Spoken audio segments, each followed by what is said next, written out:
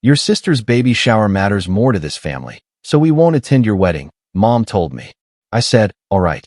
None of them knew I owned a $2 million oceanfront villa in Maui. When the photos from our ceremony dropped, they went speechless. I woke up to 101 missed calls. Hook, has your family ever told you your wedding isn't important enough to attend because your sister's baby shower is more of a priority? What would you do if the people you loved, the people who were supposed to be there for you, suddenly showed their true colors, not just by ditching your biggest day, but by trying to steal from you? Pause. A beat of silence. Slightly more intense, direct eye contact. Because that's exactly what happened to me. And let me tell you, what came next? It changed everything. My name is William. I'm 36, and for as long as I can remember, I've been the quiet one, the responsible one, the guy who's good with numbers. Which, in my family, means one thing and one thing only. I'm the walking ATM with a pulse. My dad called me responsible. My mom, reliable. My younger sister, Hannah, she called me when her bank account dipped below $1,247 and rent was due tomorrow. My younger brother, Jake, he called me when his dream business plan was so close, bro, and, you guessed it, needed another $8,000 by Friday. So, when my own wedding planning started, I bent over backward, literally, to make it easy for everyone.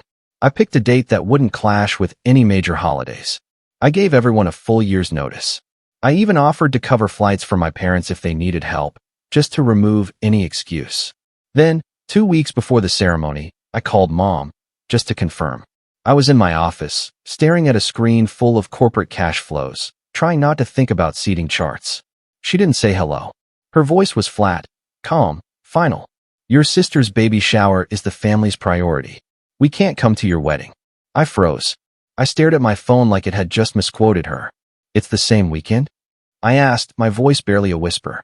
It became the same weekend, she replied, completely unbothered. These things happen. You know how important this is for Hannah. First baby, we need to support her. Got it, I managed to say. I swallowed everything else. Every speech I'd rehearsed since I was 12 about always being second place, about always being overlooked. I didn't argue. I didn't beg. I didn't try to explain the deposits I'd already made, the vendors booked, or the quiet, heartbroken way my fiancée, Mara, had looked at the empty line under family table on our seating chart. I just ended the call, turned my phone face down, and tried to breathe. My assistant peeked in from across the desk. Everything good, family? She asked. I wish I could tell you I cried. I didn't. I went very, very still, like a market right before it crashes. Later, in the family group chat, Hannah pinged, baby shower is going to be adorable. Theme, little sunshine. Can everyone bring a book instead of a card? Dad reacted with confetti emojis. Mom sent 3 hearts. No one, not a single soul, mentioned my wedding. I typed nothing. There was no need. I had already decided exactly how I was going to handle it. They thought I would plead. They thought I would negotiate. They had no idea what I had planned.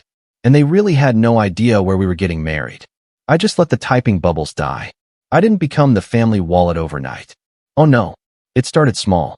At 18, I landed my first internship at a regional bank. My paycheck went to gas, textbooks, and a house fund, which was Mom's way of saying groceries, minus any treats I wasn't allowed to buy for myself. When Hannah's cheer fees were due, I volunteered. When Jake's varsity trip needed a deposit, I offered. By the time I graduated, it wasn't charity anymore. It was an expectation.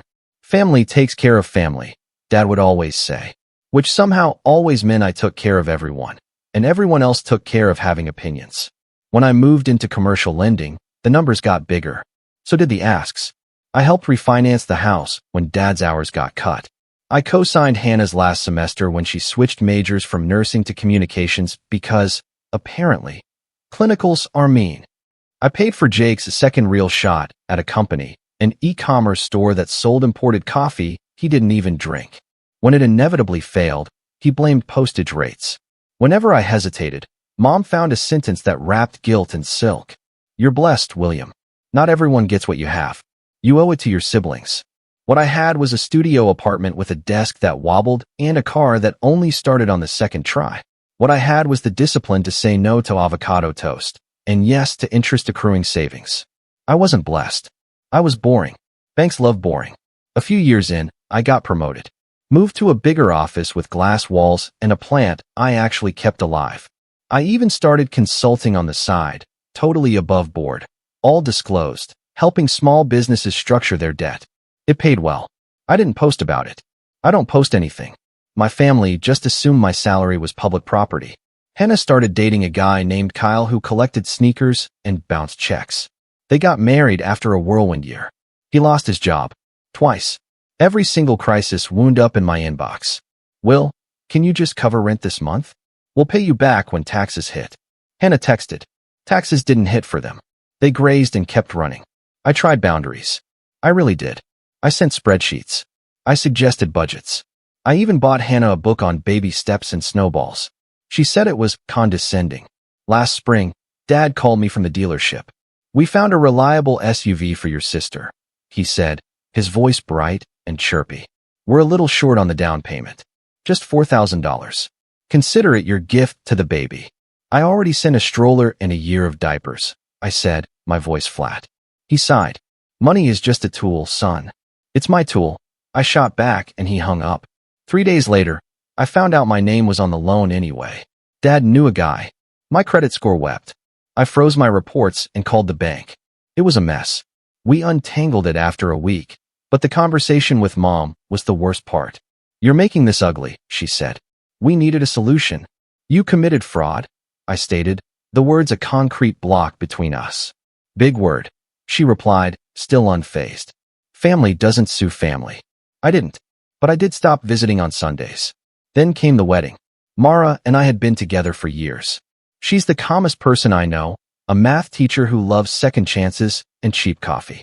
She watched me carry my family like a second job and never once said, drop them. She just kept bringing me back to the numbers. What's the pattern? She'd ask, and I'd show her my payment ledger, a heart monitor spiking every time Hannah texted. We kept the wedding simple, small guest list, no drama. My only requests to my family were punctual RSVPs and 0 requests for money.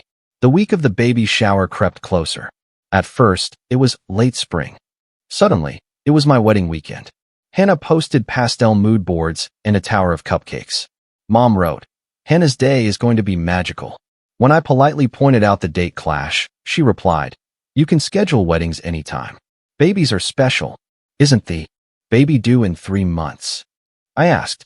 Exactly, she said, like she'd won a chess match. Then the group chat went completely silent about my wedding, except for Jake's comment. Bro, if you do it live, send the link. We'll tune in between games. Dad added, we'll be there in spirit. I stared at the empty family column on our seating plan and felt utterly stupid for being surprised. Meanwhile, the money asks didn't slow down.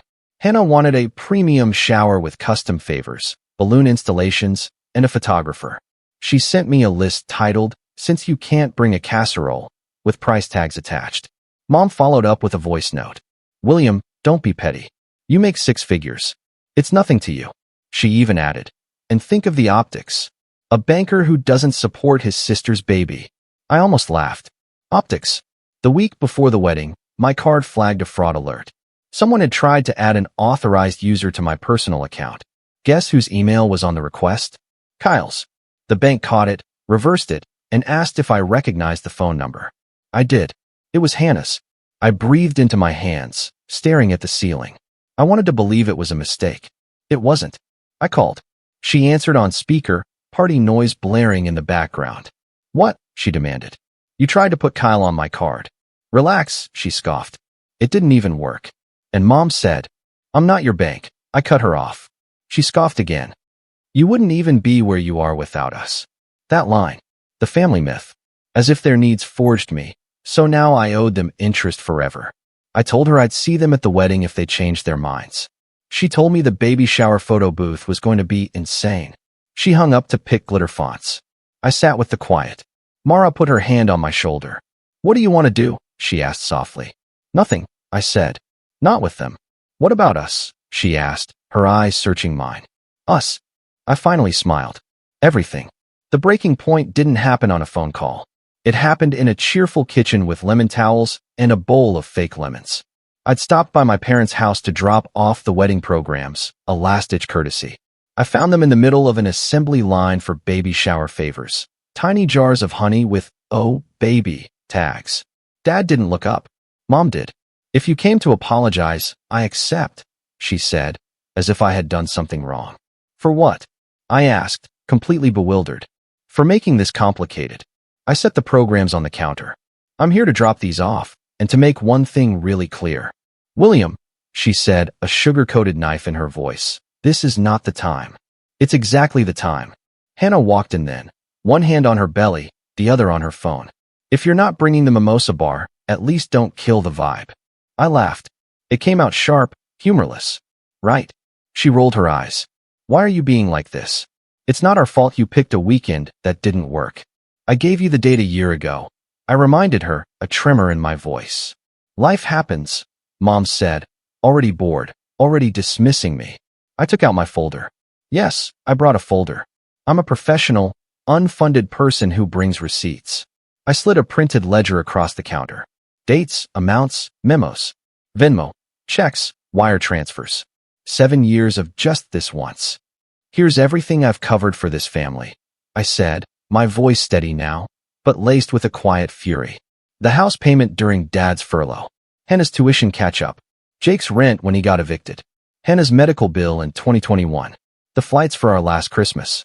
The surprise SUV down payment that somehow used my credit without asking. The loan for the coffee business. The overdraft fees no one ever saw. Dad's jaw tightened. Mom didn't touch the paper. "This isn't fair," she whispered, her voice cracking. "It's facts," I countered. "And here are 2 more. 1. I'm done funding anything I didn't personally choose to fund. 2. If you or your husbands try to add yourselves to any of my accounts again, I will file police reports." "That includes you, Hannah. That includes you, Dad." "You wouldn't," Dad said, finally looking up, his eyes wide. "I would," I said, calm, deadly serious. "Because I'm not your borrower. I'm your son, and I'm getting married." Hannah snorted. "To that teacher who makes TikToks about fractions?" "Tomorrow," I said, looking directly at her. "And regardless of what you think of her job, she's the only person in this room who hasn't treated me like a debit card." Silence. Then Mom reached for the ledger with 2 fingers, like it was something dirty. "Do you want a medal?" "I want boundaries." "You want control," she snapped. "You always did. This is you punishing us because your sister's day matters more right now." "Your sister's day?" Hannah echoed, like a twisted chorus. I put my keys in my pocket. "My wedding matters. And if you choose not to be there, that's a choice you live with. Not me." Mom's mouth flattened. "You're going to regret this." "I won't," I said. "And one more thing. Stop telling people you can't afford to travel. I offered to pay for your tickets months ago." "Not to," she started, then stopped.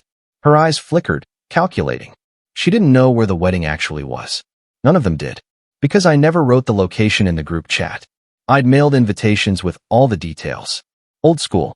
They never even opened the envelopes. Hannah waved her phone. "Just drop the link to the live stream." "There won't be one," I said, my voice firm.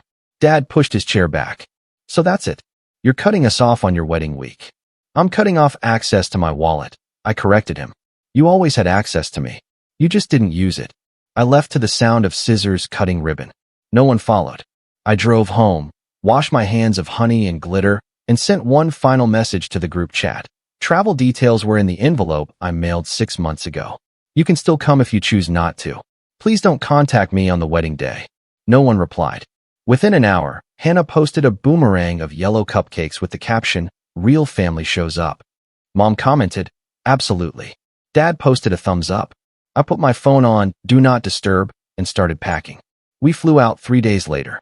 If you're wondering why I'd been so calm, so collected through all of that, it's because the plan didn't depend on them. The venue wasn't a hotel ballroom in our city. It wasn't even on the mainland. 5 years ago, after a gnarly promotion and a bonus that felt unreal, I bought a property most people my age wouldn't even visit, except maybe in their screensavers. An oceanfront villa in Maui. 2 bedrooms, a wraparound lanai, a slice of sky that looked like it was painted new every morning. It wasn't impulse. It was math. Low-interest leverage, high-yield rentals covering costs, a tax strategy that my colleagues still tease me about at happy hour. I never told my family. Not because I was hiding, but because the second I'd share, It would become communal, and I'd be asked how many relatives could crash just for a week during peak season. Mara knew. My closest friends knew. My family didn't. So, when Mom said the baby shower was the priority and they couldn't come, I didn't tell her the ceremony would be at sunset, with the Pacific literally applauding on the rocks behind us. I didn't tell her the officiant would be Mara's old mentor, or that we'd host 20 people on the lanai with fresh lace, barefoot vows, and a ukulele that made even Jake's old cynicism in my head shut up. We landed on Thursday. By Friday, our friends had filled the kitchen with flowers. Mara's parents cried happy tears when they saw the view. I grilled mahi-mahi in an apron that said, "Banker's Grill to temperature." We rehearsed by laughing. No one practiced looking at the empty chairs. Saturday, I woke up to a dozen thinking of you texts, and one from Hannah. A selfie with a balloon-arched sunshine shower. "Wish you were here to see it," she wrote, like she had no idea what day it was. I didn't reply. At 5:47 p.m., Mara walked out in a simple dress, her hair up, and eyes that made breathing optional. The sky turned a color that doesn't have a name unless you work in paint stores. We said our vows with sand under our feet. Our friends clapped and cried. The ocean did its thing. During dinner, my friend Elise took pictures. She's a photographer who doesn't use the word content. She shot the villa like a magazine spread by accident. After the toasts, she airdropped us a handful. The kiss framed by palms. Mara laughing on the steps. Me carrying her through the doorway with the ocean like a dare behind us. We posted 3. No captions. Just pictures. We didn't tag the location. Our friends did that for us in their stories. By dessert, the family group chat, which had been quiet on my end for days, sprouted red dots like a rash. I didn't open it. I put my phone in a drawer and danced with my wife. At 10:36 p.m., Elise whispered, "You're going to want to see this." She showed me her phone. Hannah's Instagram story wasn't cupcakes anymore. It was a screen recording of our photos. She'd zoomed in on the water and typed, "Where is this?" with 10 question marks. Mom commented under a repost from a cousin, "Is this a resort? Why didn't he tell us?" Dad texted me, "Call me now." I didn't. We cleaned up, put leftovers in the fridge, and sat on the steps listening to the sea make decisions. Around midnight, I caved and checked my phone. 101 missed calls. Voicemails stacked like books you never planned to read. Mom, Dad, Hannah, aunties I hadn't heard from in years. The words bled together in the previews. Unbelievable. How could you? Your grandmother would be. Are we invited to the after party? This is cruel. Why are you hiding money? Who paid for this? You always think you're better than us. You made your mother cry. Mara looked at me. I looked back, tired. What do you want to do? She asked. Brush our teeth, I said. She smiled. Banker move. We slept with the windows open. The night air smelled like salt and flowers. For the first time in months, my shoulders dropped. Morning. Coffee on the lanai. The phone was still hot with missed calls. I listened to one voicemail from Mom, because I'm not made of stone. Her voice was tight. William, you embarrassed us. People are asking where you got the money for this. You can't flaunt wealth and exclude family. Do you know how this makes us look? Call me back immediately, so we can explain you were impulsive and didn't think it through. I laughed out loud. Impulsive. Then Dad. Son, we raised you better than this. Hannah is devastated. You could have done the decent thing and hosted the wedding somewhere normal where your family could attend. You put your sister in a terrible position. Then Hannah. So you've been playing rich while we struggle? Wow. I hope your ocean keeps you warm when you don't have a family. I typed a single message to the group chat and hit send. I sent invitations with all the details 6 months ago. You chose not to come. You also tried to access my accounts without permission. That ends now. Please do not contact me again until you can apologize without excuses. The read receipts flew in like little gray birds. The cousins started demanding. Dude, this is epic. Congrats. An aunt wrote privately. Proud of you. Don't let them spin it. Also that water. One of Hannah's friends, someone who'd watched me quietly pick up tabs for years, sent me a screenshot of Mom's private messages complaining I'd blindsided them. I didn't engage. I didn't explain the math or the mortgage or the rental income or how I'd spent my 20s saying no to vacations so I could say yes to this. I didn't tell them the villa wasn't about flexing. It was the first thing I'd bought entirely for me. At noon, Dad finally wrote, We're coming. What's the address? No question mark. Mara squeezed my hand. Do you want them here? I pictured them on the lanai, picking at the corners of our happiness, asking how much everything cost while pretending they weren't asking. I pictured Mom posing with the view like she'd earned it. I pictured Hannah demanding a do-over shower in front of the ocean. No, I said. I want quiet. I typed, "We're on our honeymoon. Please respect that." He replied with a thumbs down. Mom sent, "Unreal." The day unfolded without their shadows. We swam. We napped. We ate fruit that tasted like the color orange is supposed to taste. Every now and then, the phone buzzed with someone else's opinion. I turned it off. Back home, something shifted. Dad pinged me a week later, less chest puffed. "We need to talk about some bills. Things are tight." The old rhythm. Hint, ask, imply. I sent him the number of a credit counselor. He replied, "So, you're abandoning your family." 2 days after that, a cousin told me the baby shower had turned into an argument. Hannah had found out from someone's repost where we'd been. She confronted Mom about hiding it. Mom said, "William should have told us." Dad blamed Mara's influence. Kyle asked if the house was a timeshare, in a tone that said he'd Googled mortgages and learned nothing. The universe rearranged them without my effort.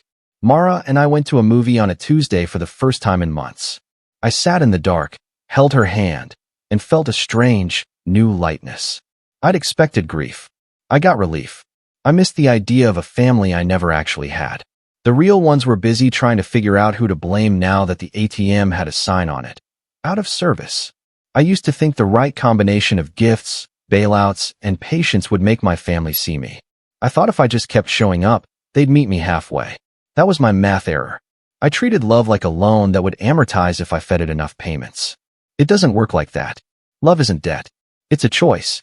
I also used to think leaving would feel like slamming a door. It didn't.